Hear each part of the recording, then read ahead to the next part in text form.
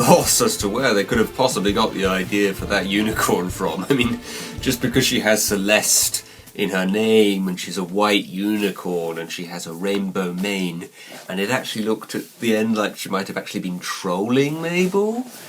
No, I can't possibly see any kind of connection to her there. No, seriously, that is quite obviously supposed to be Princess Celestia. Although it had Rarity's cutie mark for some reason. I don't quite understand that. Really, obviously, as a brony, just really like that as a reference. That was really cool.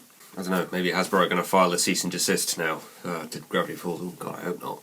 But yeah, that was a lot of fun, that unicorn just sort of parodiising My Little Pony. Not actually a particularly important part of the episode, really, with that whole, faking Mabel out kind of thing. Although it's kind of a nice kind of twist on the whole sort of idea of, you have to sort of find a sort of pure thing to do, or something that makes you sort of a truly good person or something.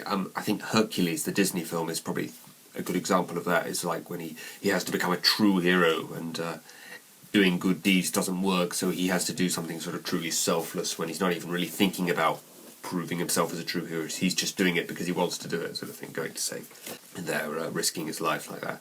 But obviously there's sort of twist on it that Gravity Falls has, which was like she was trolling Mabel the whole time, basically. She doesn't really know anything of it. She's just trying it on, really. It doesn't really sort of come into play in terms of the actual sort of plot of the episode in any kind of major way. It was just it made more sense for Mabel and her friends to then have the motivation to fight back against them. Which is kind of a funny kind of twist, kind of, something you don't expect to see, a group of girls fighting unicorns in quite a sort of bloody kind of battle. Shame we didn't get to see it. Wendy comes back, hooray! First time in about 5 episodes that she's played any kind of major role. Slightly different outfit this time, I noticed. I don't know if maybe she's taken a leaf out of Mabel's book and is going to wear a different outfit each episode or something. But it was just awesome to see Wendy back again, and sort of showing she's got a little bit of chemistry with Mabel and Mabel's two friends, Grenda and Candy, as well. Underground mafia kind of thing, and then it turns out to be a sting on that gnome with, I can't even remember what it was he was giving them. Was it fairy dust or something like that? Kind of an amusing little twist. And even though this does sort of tie together with the sort of main plot with Dipper and Ford, finding out about Bill and everything, I would call that kind of sort of a meaningless kind of subplot, really. It's just sort of something that's kind of there as a bit of extra entertainment to sort of pad out the episode, even though it does kind of come into play at the very end. Really good subplot and everything, but obviously the main sort of body of this episode, the main reason Bill is back, we finally get a bit of information about his relationship with Ford, which I've been waiting for really since we actually met Ford. And I kind of guessed that it was going to be something along the lines of, he met Bill and he trusted him at first, and then he sort of went behind his back, he betrayed him. After McDuckett sort of lost his mind like that.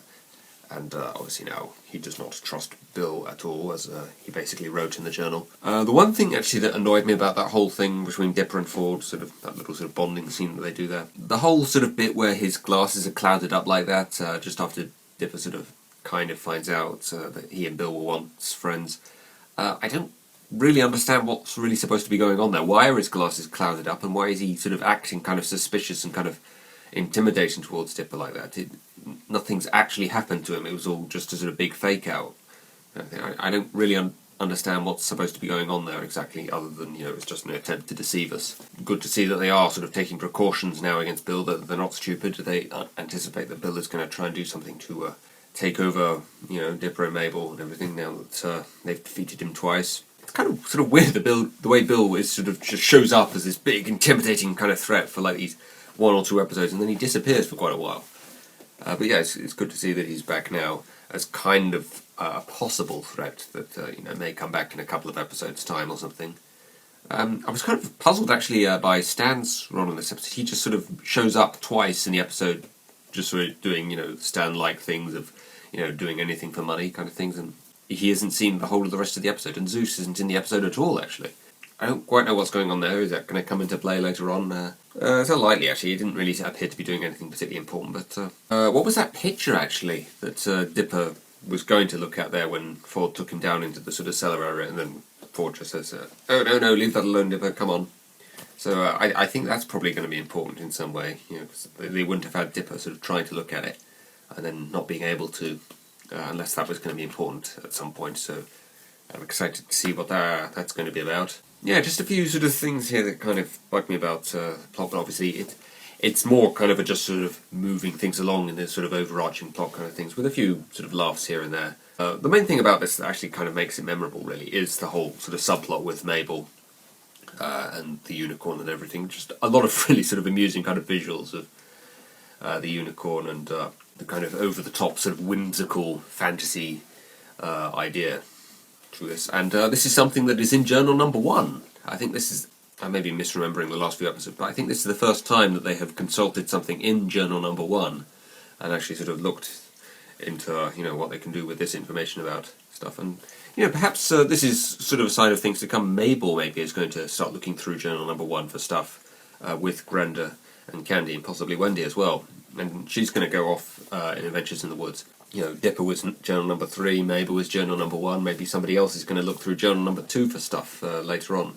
Kind of annoyed actually that Gideon was not in this one, because it's quite obvious that he is planning to use Bill, from the way that the last episode ended, to try and get at the Pines family. And even though Bill obviously does play a role in this episode, Gideon is not in this episode at all. So I guess maybe he's trying to sort of keep Ford in the dark about the fact that this is his doing, basically. The reason why Bill suddenly shows up again in his dreams is his doing. Anyway, I don't know if Ford even knows who Gideon is, actually. I'm not sure. Again, maybe I'm misremembering the last few episodes. I can't quite remember if... obviously Gideon was in the last episode. Was Ford ever made aware of who Gideon was, or that he was in it? I don't think Ford was really in the last episode, actually. I'll have to go back and check that, or maybe somebody can just tell me in the comments, because I'm a lazy fuck like that. This was actually a really sort of enjoyable episode. There's a few minor things about it that kind of annoyed me about, the basic sort of plot. And, it's kind of difficult to sort of think of sort of really good things to say about it, which is kind of weird. It's kind of like In the Deep End, actually, in the sense that there's a lot of sort of enjoyable and fun things about it. It's kind of cool that all the sort of different things the characters get to do during the episode. Wendy comes back into it to play a sort of larger role.